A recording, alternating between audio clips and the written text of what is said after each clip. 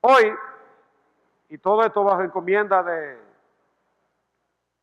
pastor, quiero compartir con ustedes sobre el tema, como dice ahí el título, la doctrina bíblica de la propiciación. A cada uno de ustedes están dando una hojita como esta, es para que puedan anotar algunas de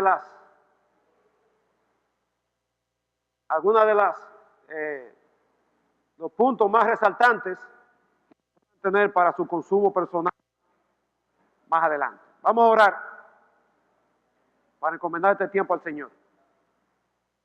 Dios y Padre Celestial, te hemos adorado y te hemos cantado por tu gracia, por tu bondad, por tu misericordia, por tu grande amor. Queremos rogarte en esta hora que nos acompañes en este tiempo de estudio en tu palabra.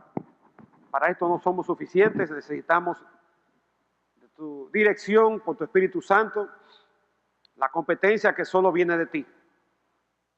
Nos ha permitido estudiar, prepararnos, pero de aquí en adelante, Señor, es una obra tuya, abriendo los corazones de nuestros hermanos, de cada uno de nosotros, comenzando con el mío propio, y dirigiendo esta enseñanza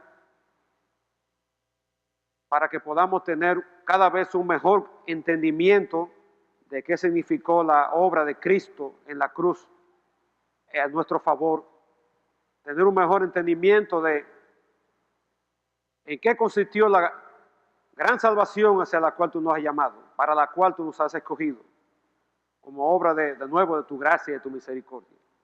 Acompáñanos, Señor, en este tiempo y que podamos salir edificados, gozosos y con una cada vez mejor disposición de adorarte y de serte agradecido por tu favor y misericordias en el nombre de Jesús. Amén. Entonces, la doctrina bíblica de la propiciación, está funcionando. Ustedes van a seguir ahí.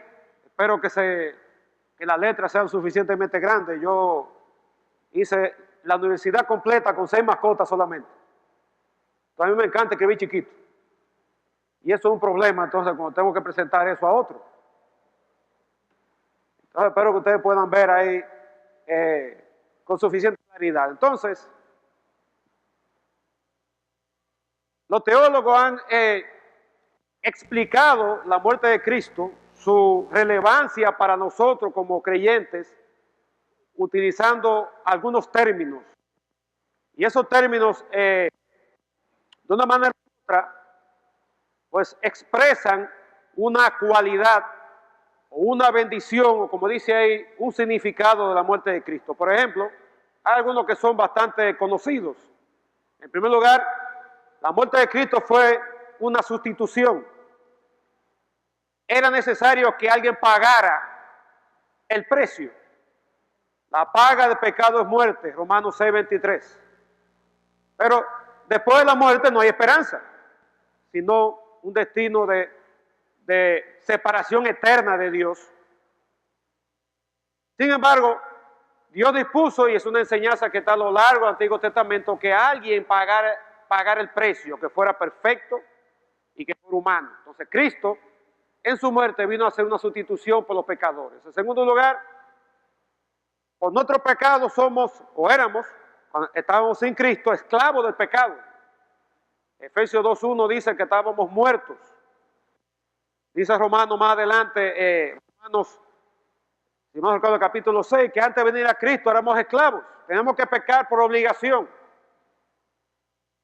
Y no podemos zafarnos por nosotros mismos de esa condición. Entonces, un segundo significado de la muerte de Cristo es que Él pagó con su sangre derramada en la cruz, Él pagó el precio de nuestra redención con respecto al pecado. Tercero, dice la Escritura que nosotros, antes de venir a Cristo, éramos enemigos de Dios.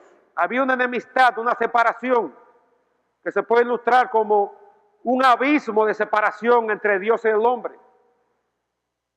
Y por nosotros mismos no podíamos resolver ese problema de separación, ese distanciamiento, esa enemistad. Y Efesios capítulo 2 también dice, a partir del versículo 11, que Cristo vino a traer esa reconciliación, vino a propiciar que ya podamos tener paz para con Dios. Pero también hay un cuarto término, menos conocido y un poquito enredado. Y es que la muerte de Cristo vino a ser una propiciación con respecto a Dios. Ahora, ¿qué significa esto de propiciación? Bueno, ahí le tengo dos definiciones. Y ustedes pueden escribir la segunda de las dos. Y aprovechen que lo voy a pasar rápido, así que por ustedes, por amor a ustedes, lo voy a dejar ahí un minuto. Pero podemos comentar. Propiciación en sentido llano, en sentido general, significa apartar de la ira por medio de una ofrenda. Apartar la ira de Dios por medio de una ofrenda. Y desde el punto de vista de la soteriología, o sea, de la doctrina de la salvación, propiciación significa aplacar o satisfacer la ira de Dios por medio de un sacrificio. Pero ya no un sacrificio de animales, de corderos, de terneras, de becerros, de macho cabrío, sino por medio del sacrificio expiatorio de Cristo.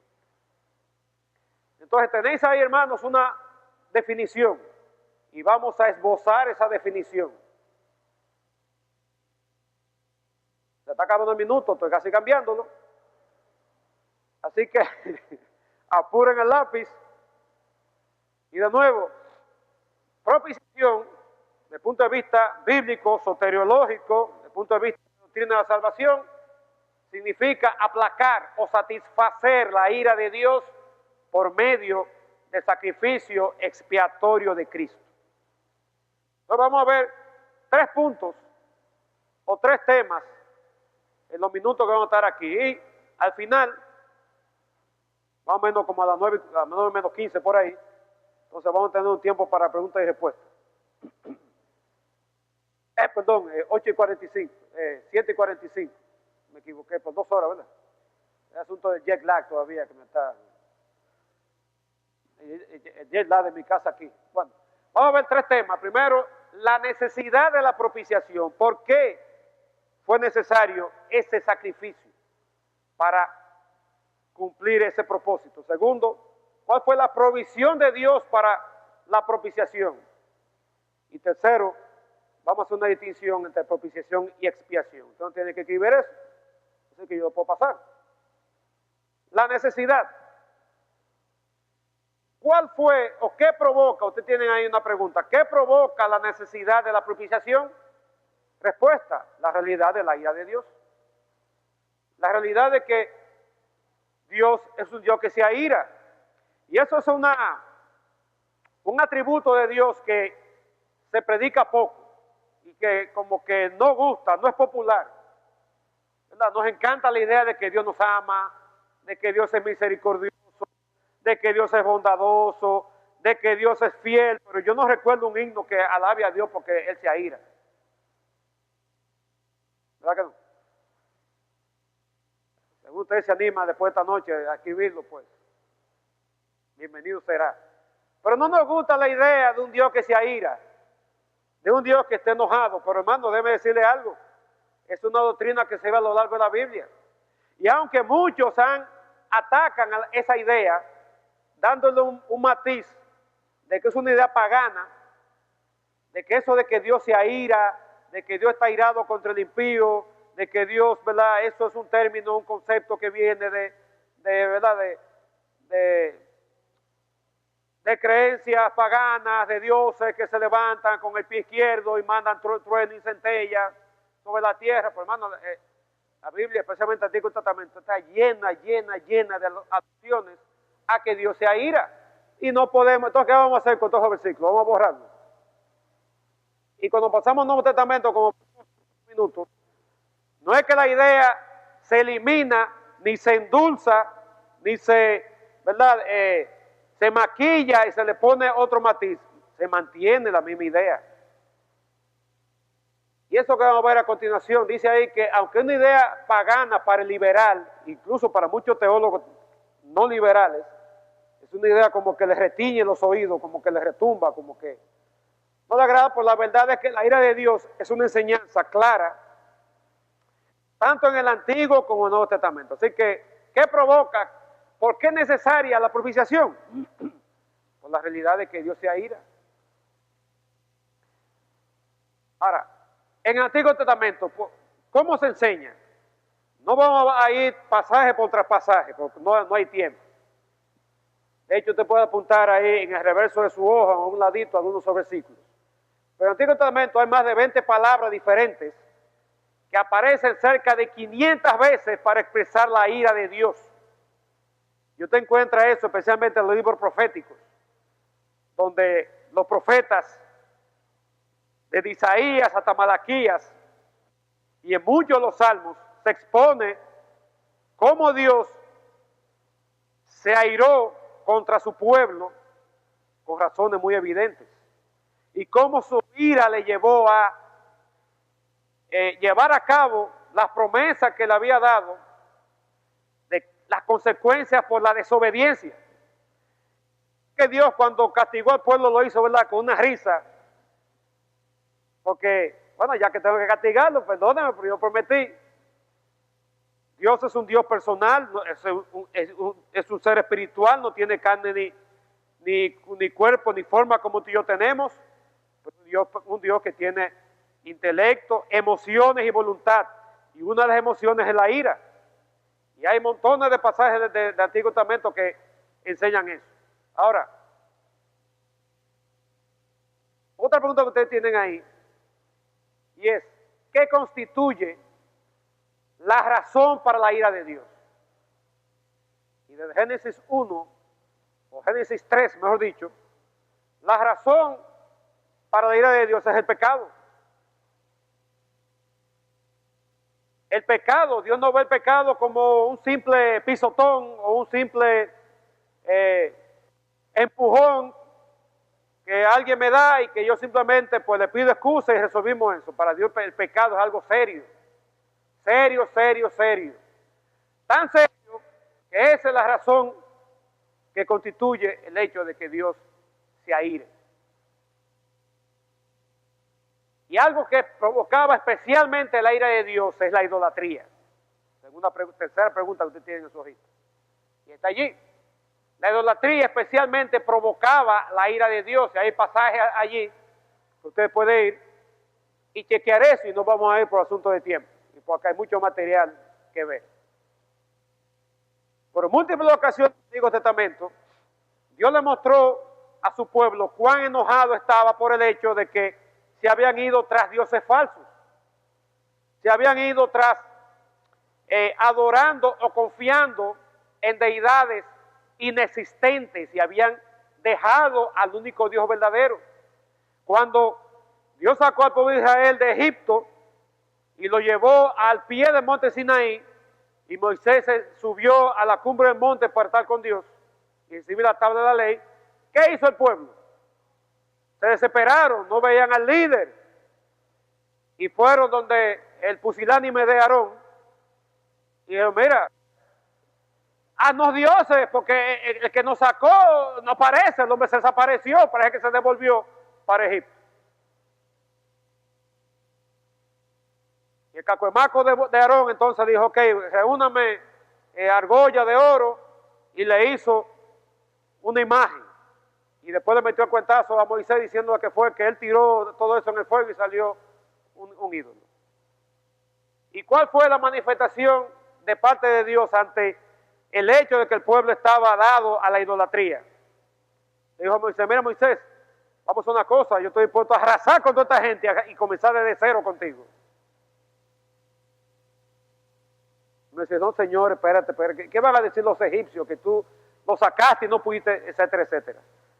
Y así sucesivamente, a lo largo del Antiguo Testamento, Dios muestra cómo la idolatría era una de las causas quizás principal o básica, por lo cual su ira era provocada o era,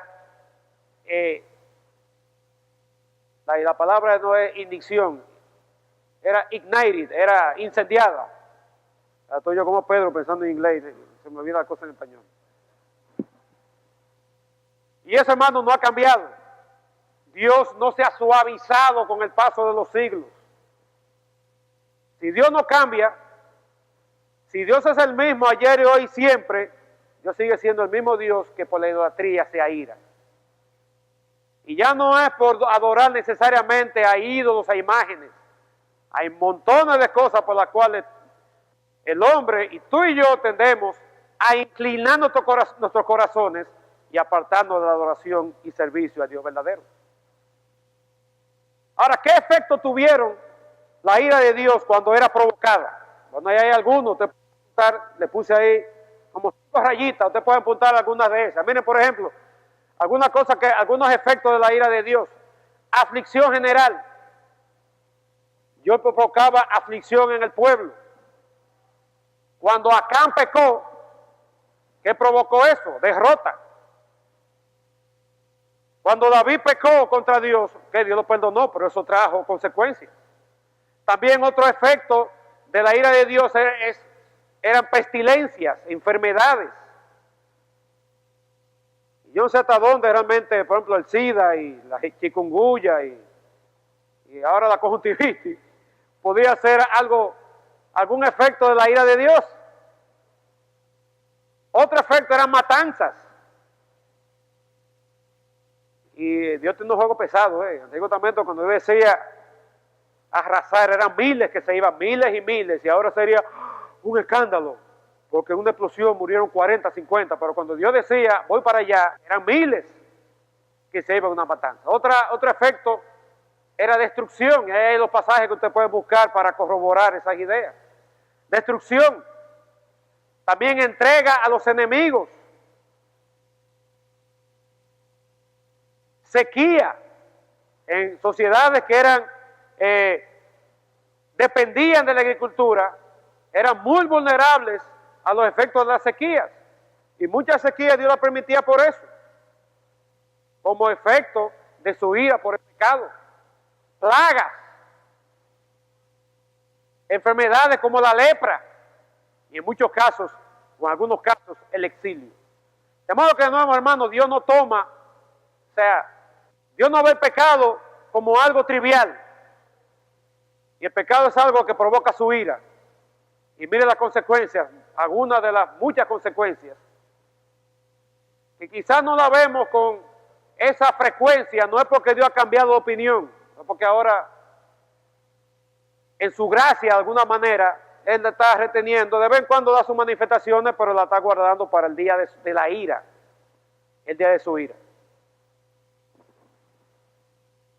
Pero también en su gracia Dios proveía medios por los cuales, digamos, el pueblo podía evitar la ira de Dios. Y usted tiene allí también donde llenar esa pregunta al respecto. Por ejemplo, primero, ellos podían purgar el pecado, o sea, expiar el pecado. Dios proveyó medios por el cual el pueblo, a través de los sacrificios, ¿verdad?, a través de este ceremonial, ellos podían purgar, expiar su pecado y así evitar caer bajo los efectos de la ira de Dios. Otro es el arrepentimiento.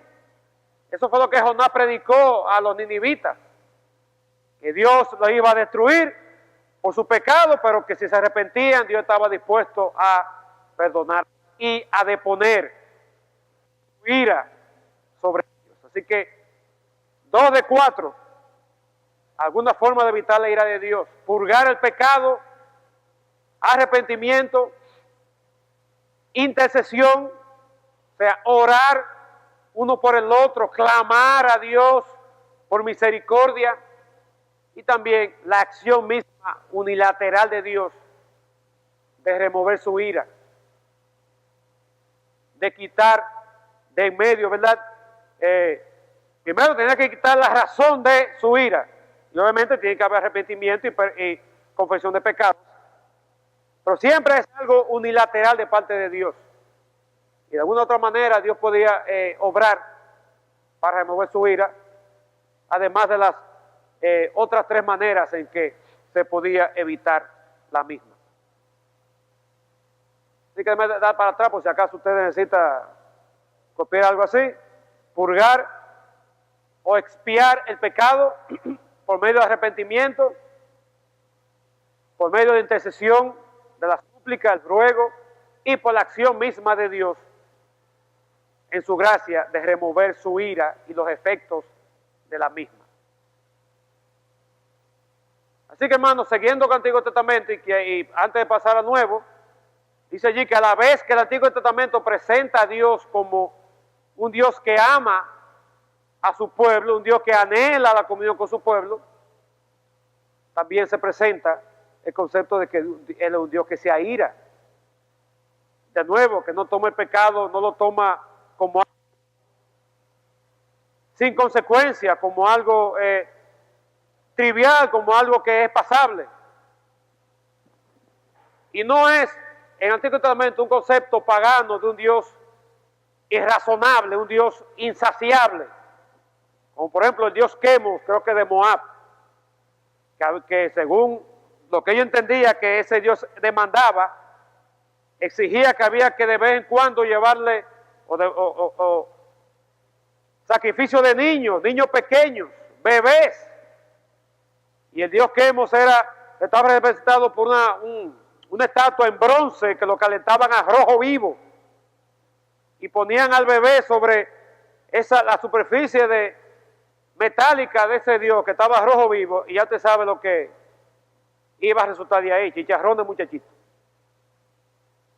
Pero ese no es el concepto de Dios, un Dios insaciable, un Dios irrazonable, que demanda ser aplacado por sacrificios de esa naturaleza. Pero eso no quita el hecho de que en verdad Dios no es un Dios que su santidad y su justicia, Él demanda un castigo por el pecado.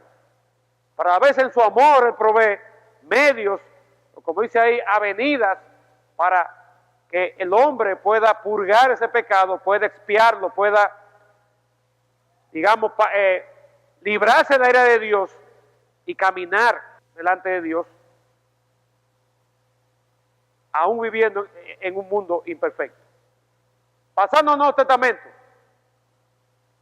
Ya en el Nuevo Testamento, aunque no se menciona con tanta profusión la idea de la ira de Dios, sin embargo, es un concepto básico, la ira de Dios, para demostrar que era necesario esto de la propiciación. Y la provisión de Dios, bueno, antes de llegar ahí, vamos a ver qué enseña el Nuevo Testamento al respecto. Y básicamente hay dos palabras que se usan en el Nuevo Testamento para expresar la idea de ira. Una palabra es la palabra orgé o orgué, que denota un enojo asentado. Por ejemplo, en Juan 3:36 dice que al que cree es salvado, por lo que no cree, la ira de Dios está sobre esa persona. Al que no cree y se rehúsa a creer y se mantiene rehusando a creer, no es simplemente que Dios pues le anda detrás, ¿verdad? Como el padre al muchachito para que se coma la comida. Simplemente Dios está irado con ese individuo, y si muere en su pecado, pues va a sufrir la consecuencia de su pecado y de la ira de Dios, entre otras cosas. Y así hay pasajes que lo expresan. Efesios 2:3 habla de que el hombre sin Cristo es hijo de ira. El hijo de ira da la idea de que alguien que su característica es que vive bajo ira. Puede ser que viva una vida muy feliz, entre comillas, y disfrutando de todo lo que este mundo ofrece, pero si está lejos de Dios, está bajo la ira de Dios, una ira asentada. Y otro término es el término tumos o zumos, que denota un enojo más apasionado. Y ese término se usa, fíjense cómo aparece unas 6, 7 veces en Apocalipsis. Y da la idea de esa ira de Dios que está siendo consumada y está cayendo sobre un mundo que simplemente ha llevado a Dios al límite, a rebosar la copa de su ira. Entonces Él la derrama sobre el mundo. Y juntos comunican claramente la hostilidad divina contra el pecado en una forma personal. Y de nuevo,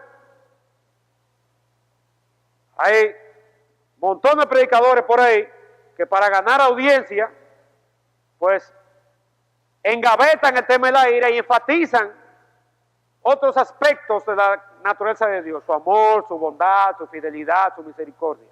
y no quieren que se hable de eso.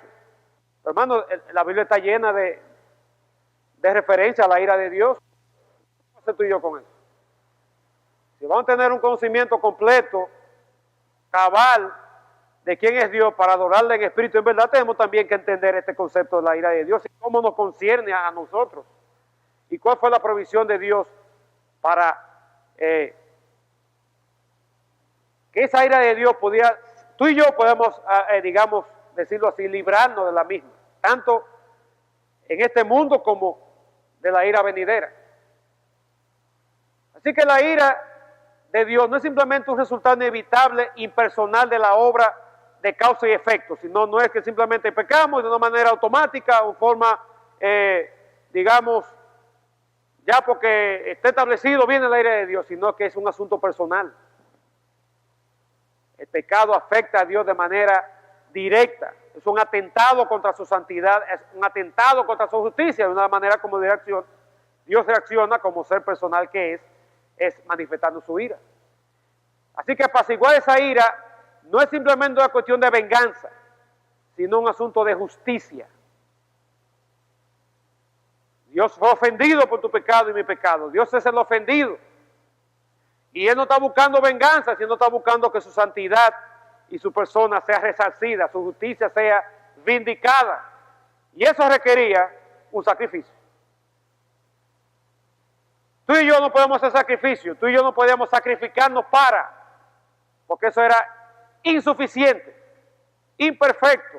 Era necesario el regalo sacrificial de Cristo Jesús. Así que, ¿qué enseña el Nuevo Testamento sobre la ira de Dios? A ver si está aquí, no, está un poco atrás.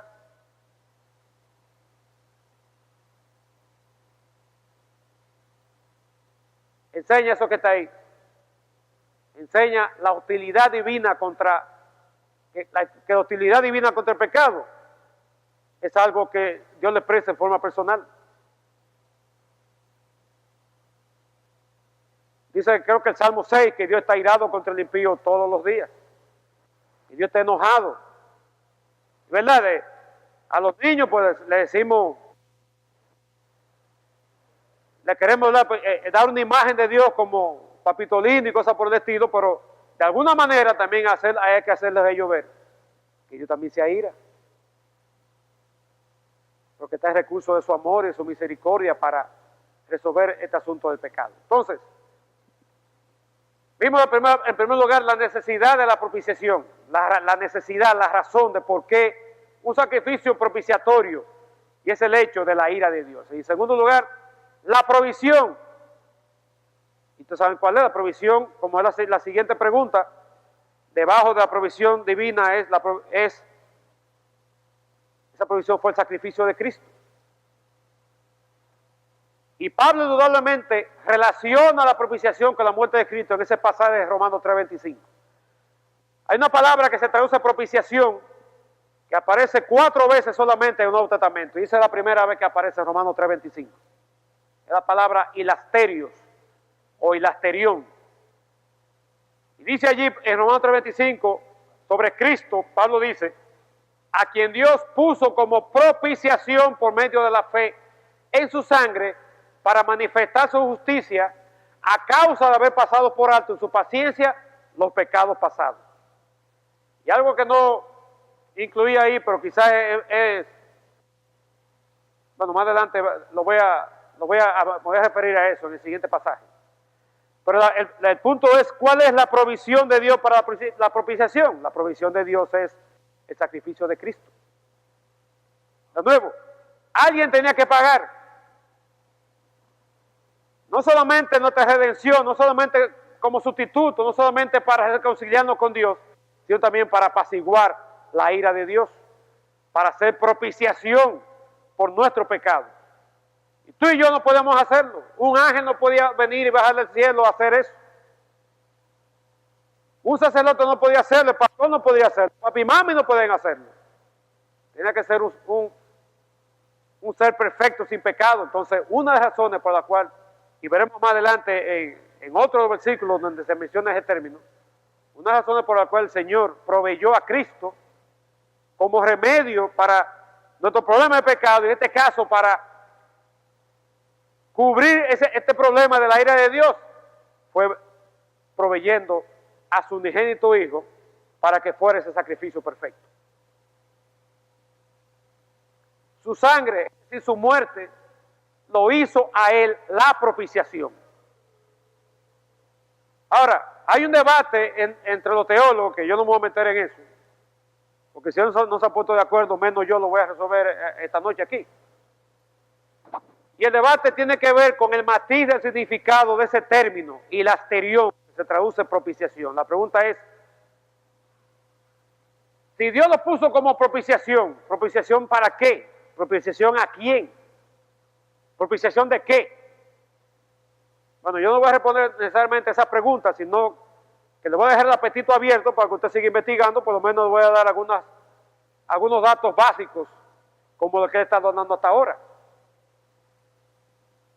Pero el punto es, en primer lugar, ¿qué fue lo que permitió esa propiciación? Lo que hizo posible esa propiciación, y fue la muerte de Cristo, su sangre derramada, su vida entregada por ti y por mí, tomando otro lugar en la cruz del Calvario. Otro lugar donde aparece esa palabra es en Hebreos 9:5. Dice allí, y sobre ello, los querubines de gloria que cubrían el propiciatorio, de las cuales cosas no se pueden ahora hablar en detalle. Y ahí menciona ese término propiciatorio. Entonces aquí yo quiero aprovechar para irnos un poquito de nuevo al Antiguo Testamento. Ustedes saben que el tabernáculo y luego en el templo que construyó Salomón está dividido básicamente en dos lugares, lo que se llamaba el lugar santo y el lugar santísimo.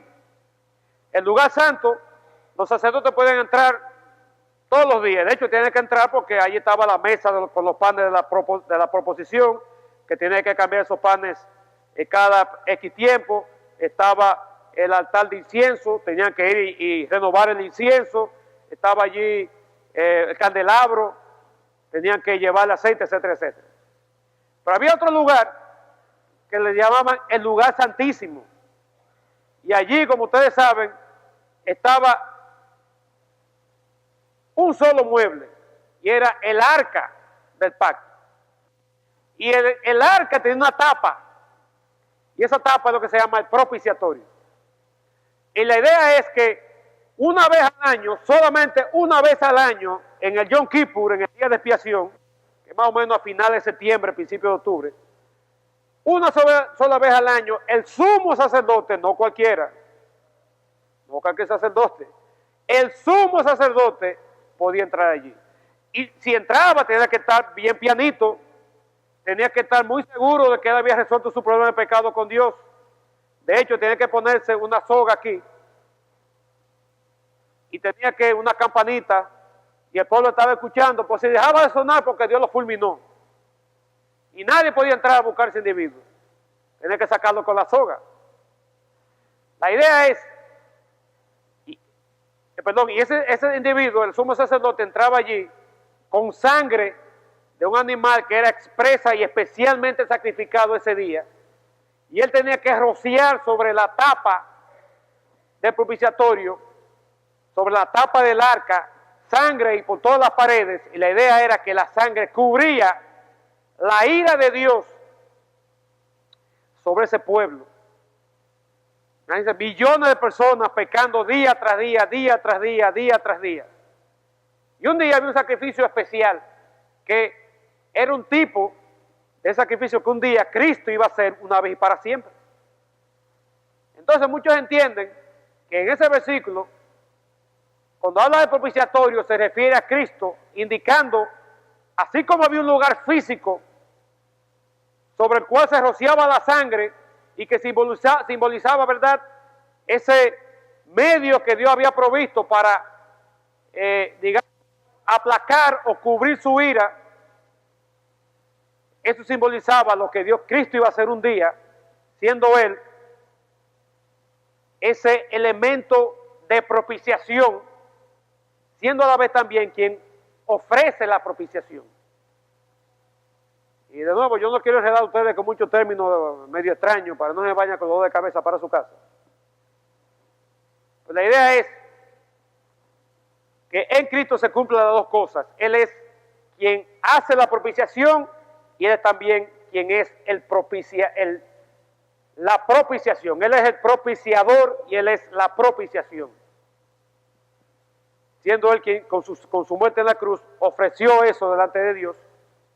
Y es quien simbólicamente entra en el lugar santísimo donde está Dios con su sangre y la presenta como una ofrenda a Dios por los pecados tuyos y míos.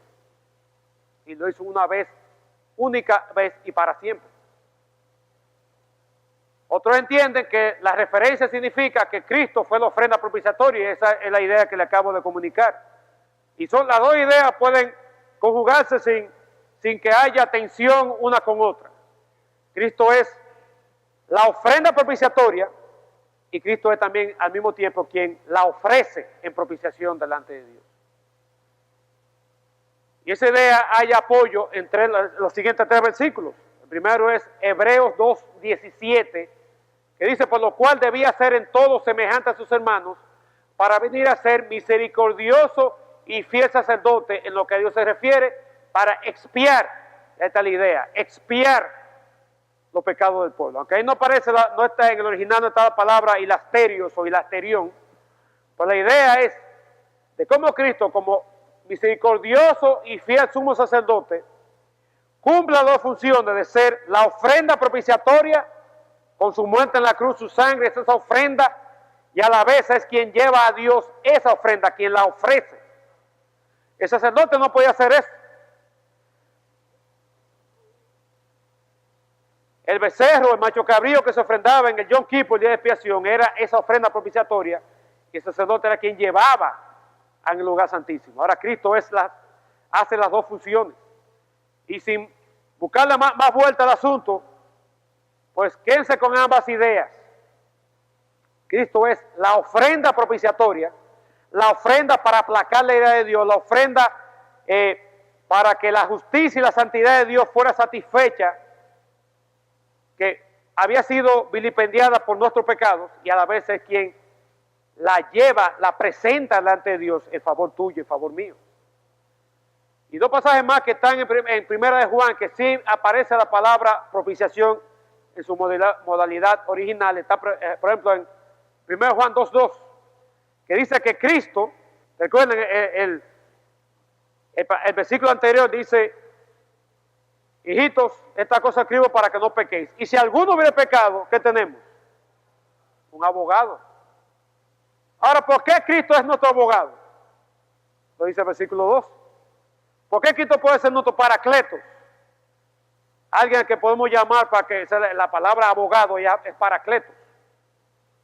Alguien que llamamos a nuestro lado para que nos asista, en este caso, desde el punto de vista, ¿verdad?, de la confesión de pecado y todo aquello. Satanás quiere meterle cuento y chisme y cosas al Señor con respecto a nosotros, y viene, está a nuestro lado para defendernos. ¿Y por qué puede hacer eso? Porque dice que Él es la propiciación por nuestros pecados. No solamente por los nuestros, y ahí, ¿verdad?, los que tienen problemas con aquello de pensión limitada, etcétera, etcétera, aquí como que se le complica la cosa, pero si tienen preguntas con respecto a eso, hágasela a Pedro más adelante. Pero no solamente propiciación por tu pecado y por los míos, sino que dice ahí, no lo digo yo, que también por lo de todo el mundo. Pero vamos a quedarnos con el punto de que Él es propiciación, Él es la ofrenda propiciatoria, y es también quien presenta esa ofrenda delante de Dios. Y más adelante en el 4:10, dice también Juan, que en esto consiste el amor de Dios. ¿En qué consiste el amor? No es que nosotros hayamos amado a Dios, porque nadie ama a Dios por motu propio, nadie ama a Dios por... Eso no es parte del chip original con que tú y yo trajimos, ¿verdad? Nadie ama a Dios. Ahora, Dios sí tuvo la iniciativa de amarnos a nosotros, y eso le llevó a hacer algo. Y como dice ese versículo, Él envió a Cristo su Hijo en propiciación por nuestros pecados. De modo que esa ofrenda fue Dios que la dio. Como que Dios mismo llevara a Cristo como si fuera ese cordero o ese macho cabrío para ser ofrendado. Siendo Cristo de nuevo la ofrenda propiciatoria y por otro lado, quien presenta esa ofrenda delante de Dios para que los efectos de la ira de Dios pudieran ser, digamos, tú y yo no tengamos que efectos de la misma. Así que, hermano, posiblemente podemos incluir ambos de significado de estos pasajes. Y esto puedo apuntarlo ahí donde dice dos matices. Bueno, ¿qué hizo Cristo? ¿Qué hizo a Cristo ser la propiciación? A ver si me acuerdo cuál es la respuesta a la pregunta. Gracias, hermano, eso mismo. La segunda pregunta, ¿qué hizo a Cristo ser la propiciación? ¿Su sangre o su muerte? Y déjame decirle algo personal. Yo oigo mucho énfasis, la sangre, la sangre, la sangre, la sangre, y da la impresión como, oye, pues esta gente son sanguinarias. Sangre para aquí, sangre para allá, sangre por acá. Pero siempre tengan presente que detrás del sangre está una muerte expiatoria, una muerte sustitutiva, una muerte redentora, una muerte propiciatoria. Así que no estamos predicando, ¿verdad?, un evangelio sangriento, aunque en cierto sentido sí, pero un evangelio que se basa en alguien perfecto que un día murió en tu lugar y en mi lugar para que podamos ser salvos. Y luego entonces la tercera pregunta, dos matices del significado de propiciación según esos pasajes. Y es que en primer lugar, Cristo es ese sacrificio por el pecado. Y en segundo lugar, Él es el lugar donde se llevó a cabo la propiciación. Él es, como ya mencioné, la ofrenda propiciatoria, el sacrificio que satisfizo a Dios, satisfizo su justicia, satisfizo su santidad, satisfizo su ira, aplacó su ira. De modo que todo aquel que cree en Cristo para salvación, todo aquel que se arrepiente de su pecado, entonces a través de Cristo puede recibir los beneficios de esa ira que es quitada de su expediente. Y en segundo lugar, otro significado es que Cristo es el lugar donde se llevó a cabo la propiciación. Y usted que también le puede incluir abajo un tercero, Cristo es quien presenta la ofrenda propiciatoria a Dios en nuestro favor, en tu favor y en mi favor. Así que es notorio la interconexión del pecado, el sacrificio, la sangre y la propiciación en esos pasajes. Es notoria la interconexión entre esas cuatro verdades. Así que, ¿qué enfatizan esos dos pasajes de Primera de Juan? Ambos enfatizan el hecho de que Cristo mismo es la ofrenda que quita la ira de Dios. Y de nuevo, hermanos, no es que porque el Nuevo Testamento pues mencione poco la idea de la ira de Dios, no es que Dios se ha endulzado o Dios se ha ¿cuál es la palabra? Como que se ha ablandado, que ya Dios es como pelota vera, que antes pela con pedido para aquí y para allá, ahora con los nietos el hombre es nomás de pan. No es que Dios sea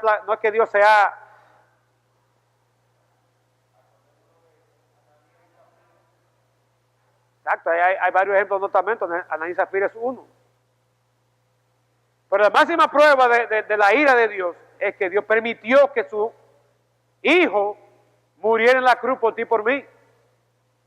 Esa es la máxima evidencia, la máxima demostración de su ira y cómo Dios está dispuesto a aplacarla en tu favor y en mi favor, proveyendo a Cristo como medio para. Entonces, a Cristo no se le llama el propiciador en el Nuevo Testamento, sino que en el mismo 1 Juan 4, 2 versículos más adelante, él se llama el Salvador.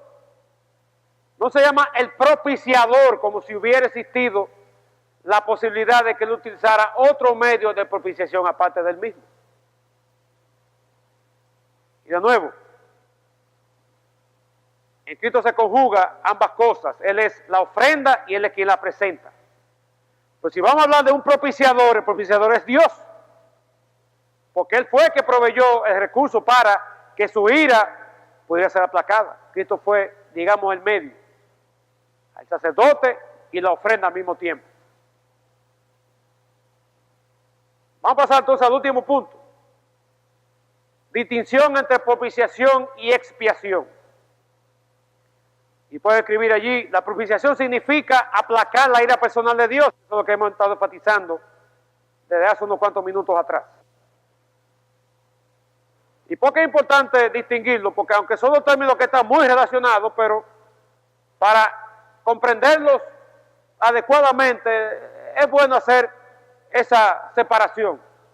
Propiciación tiene que ver con aplacar la ira de Dios, la ira personal de Dios. De nuevo, no es un Dios impersonal, no es un ídolo que no tiene sentimientos, es un Dios personal, con emoción, intelecto, voluntad, que fue ofendido por el pecado, por lo cual se aira y ha provisto un medio por lo cual esa ira puede ser aplacada. Ahora, la expiación viene a ser como la remoción, viene siendo como quitar las consecuencias de la ira de Dios. Eso es expiación, la remoción de la ira del pecado o la culpa impersonal. La limpieza y todas sus consecuencias. Recuerden que la ira de Dios traía consecuencias, vimos muchísimas atrás, pero también tiene la manera de cómo evitar y cómo remover esa consecuencia, entonces se podría definir por el término expiación. También expiación tiene que ver, y creo que lo pueden escribir ahí, tiene que ver con la remoción de un mal. Y ese mal es el pecado. La reparación de un mal. No es que ya no tenemos pecado, sino que ya Dios nos ve, repara el problema que nos separaba de Él. Ahí viene la idea de reconciliación. Ya Dios no nos ve como seres pecaminosos a través de Cristo, nos ve santos. Eso fue lo que vimos en la idea de santificación. Y otras bendiciones más que están en ese paquete. Entonces la expiación tiene que ver precisamente con reparar ese mal. Mientras que la propiciación lleva la idea adicional de apaciguar a una persona ofendida y así trae al cuadro la pregunta de por qué la persona ofendida se ofendió. ¿Y por qué Dios se ofendió? Porque Dios es absolutamente santo. Y ya sea la mentira blanca, ya sea la envidia roja, es roja la envidia, ya sea el odio negro, estoy poniendo colores a los pecados, ya sea la lascivia, no sé de qué color, el pecado en cualquier manifestación es una ofensa contra Dios. Entonces la idea de propiciación trae, como dice ahí la pregunta, de por qué la persona ofendida se ofendió porque Dios es un Dios santo, absolutamente perfecto, justo, y ese pecado con ofensa ameritaba un castigo, y en nuestro favor Dios proveyó en Cristo que llevara ese castigo. En otras palabras, la propiciación trae la ira de Dios al cuadro, mientras que la expiación la puede dejar fuera. Si uno quisiera usar las dos palabras correctamente en conexión la una con la otra, entonces diría que Cristo propició la ira de Dios haciéndose una expiación por nuestros pecados. Hay un juego de palabras para ligar una idea con la otra. Cristo propició, satisfizo, aplacó la ira de Dios haciéndose una expiación, haciéndose el medio para remover la consecuencia de nuestros pecados. Yo no tengo espacio para escribir eso, pero si a usted le gustó esa frase, ahí la tiene, la puede escribir. Cristo propició la ira de Dios haciéndose una expiación por nuestros pecados.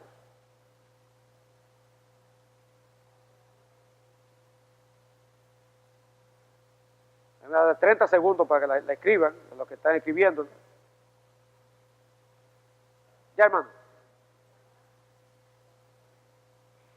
Ahora, hay un punto de aplicación, un importante punto práctico. Pregunta, si Dios está satisfecho debido a la muerte de Cristo, entonces, ¿qué tú y yo podemos hacer para tratar de satisfacer a Dios? Y aquí hay un punto importante. Muchas veces nosotros como creyentes pensamos que, por ejemplo, el hacer devocional, o leer la Biblia todos los días, orar, venir a la iglesia, servir, es una manera como yo trato de satisfacer a Dios.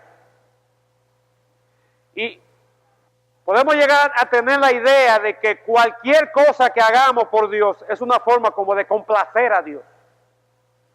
Así como todos nosotros pasamos por esa, ya sea con nuestros padres, o el cónyuge uno con el otro, o a nuestros jefes, o al pastor, o a un amigo. Buscamos la manera de complacerlo, de hacerlo sentir que con nuestra conducta está satisfecho. La pregunta es, ¿hay algo que tú y yo podemos hacer para complacer o satisfacer a Dios?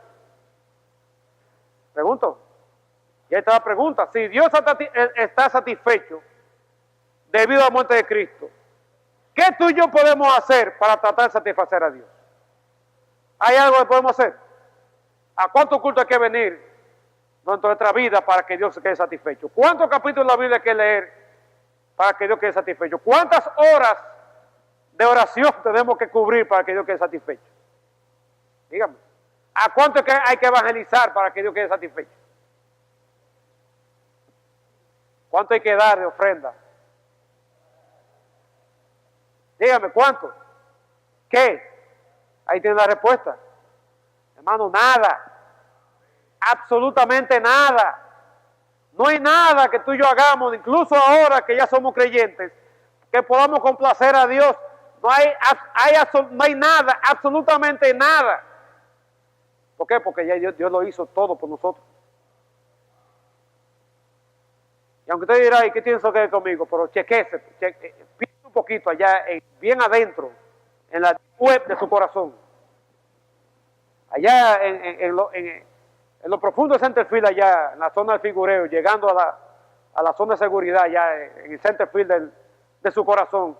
Piense, ¿alguna vez no le ha cruzado usted por la mente como que, ay, qué bueno que Dios está complacido conmigo porque hoy me levanté temprano, oré, hice mi devocional, vine a la iglesia, serví, y voy a llegar a mi casa, voy a orar y me voy a acostar, qué bueno, Dios está satisfecho conmigo. Y a veces nos puede cruzar esa idea. No, hermano, ni nada, absolutamente nada que tú y yo hagamos o que podamos hacer para complacer a Dios, porque ya Dios lo ha hecho todo. Absolutamente todo. Por tanto, debemos descansar en esa verdad y no hacer las cosas pensando en que Dios, ¿verdad?, ganarnos puntos con Dios. No hacer las cosas para ganar, ¿verdad?, de sirena más o ganarnos sirena punto o bravo punto o millas. No, con Dios no hay eso de acumular millas, nada que se parezca. Lo hacemos como una forma de agradecimiento, como una manera, una forma de adoración, como un medio para alabar a Dios porque ya Él ha hecho, consciente y recordando y teniendo presente que no podemos hacer absolutamente nada. De modo que el pecador puede y necesita solamente recibir el regalo de justicia que Dios ofrece, y eso entonces esa mi aplicación va entonces al lado de aquel que no tiene a Cristo en su corazón. El hombre sin Cristo trata de hacer múltiples cosas que pensando satisfacer a Dios o tratando de ganar su salvación. Y puede ser que, ¿verdad?, ya sea porque la religión oficial se lo haya enseñado o ya sea porque su intuición depravada y pecaminosa lo haya llevado a pensar eso. Puede ser que tú que estás esta noche aquí, que no tienes a Cristo en tu corazón, no te has arrepentido, tú sigas pensando que tú puedes hacer variadas cosas para ganarte el favor de Dios para la salvación. Y de nuevo, tanto para lo que ya hemos por gracia y por fe creído, como para quizás tú que todavía no has entregado tu vida a Cristo, no estás arrepentido, no hay nada, absolutamente nada que podemos hacer para satisfacer a Dios. Porque Dios lo hizo todo. Por tanto, la salvación es un regalo que simple y llanamente de que hay que recibirlo. Obviamente, hay que experimentar o hay que ejercer fe y arrepentimiento. Pero es totalmente gratis. Dios no demanda que tú cambies tu vida, que tú te vayas, ves, resuelve y a los 3 meses ven cuando tú estés menos limpiecito y yo te voy a aceptar. No. Venid a mí todo lo que está trabajado y cargado, dijo Cristo. Vengan a mí todos los que están trabajados y cargados y yo los haré descansar. Así que no solamente tú y yo que ya estamos en Cristo, tenemos que recordar que no podemos hacer nada para complacer a Dios, y cualquier cosa que hagamos es una muestra de agradecimiento, una muestra de adoración, una forma de alabanza por lo que ya Él hizo por nosotros. También tú que estás aquí en esta noche y todavía no te has convertido, no te has entregado a Cristo para salvación, también tampoco tú puedes hacer nada para salvarte, porque la salvación es un regalo y se recibe por medio de la fe y el arrepentimiento. Y antes que Cristo muriera, y esa es la tercera aplicación, antes que Cristo muriera, era perfectamente apropiado orar como oró el publicano de Lucas 8, 18, 13. ¿Usted recuerda la parábola del fariseo publicano? Dice que mientras el fariseo estaba en medio de la plaza de la bandera, orando allá, para que todo el mundo lo vea, ¿verdad? El publicano estaba en un rincón por allá, y ni siquiera debía alzar la voz al cielo, y daba golpe en el pecho diciendo, Dios, sé propicio a mí, pecador. Y muchas veces yo oigo hermanos orando, Señor, sé propicio a nosotros. Y hermano, eso no es una correcta oración. Si entendemos la idea de propiciar, eso no es una correcta oración, porque ya Dios obró la propiciación. Yo no tengo que pedirle a Dios que sea propicio. Yo tengo que pedirle a Dios que aplaque su ira. Esa fue la oración del publicano. Todavía Cristo no había ido a la cruz. Todavía vivía en el Antiguo Testamento y su oración era válida. Pero ahora, vamos a decirlo así, en esta era post-cruz, ya no tenemos que orar y pedirle a Dios que sea propicio. Esa es la oración del pecador. El pecador sí debe orar así. O sea, el hombre o la mujer que no tiene a Cristo sí debe orar así. Pero si tú ya has dado tu paso de fe y entregaste tu vida a Cristo y te arrepentiste, tú no tienes que orar así. Tú no tienes que orar de esa manera. Aunque bajo la ley antiguo testamentaria se hacía provisión para la comunión con Dios, este hombre,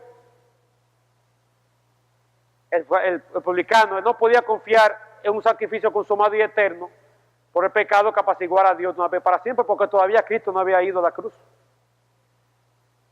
Esa misma oración hecha después del sacrificio de Cristo ya no tenía razón de ser.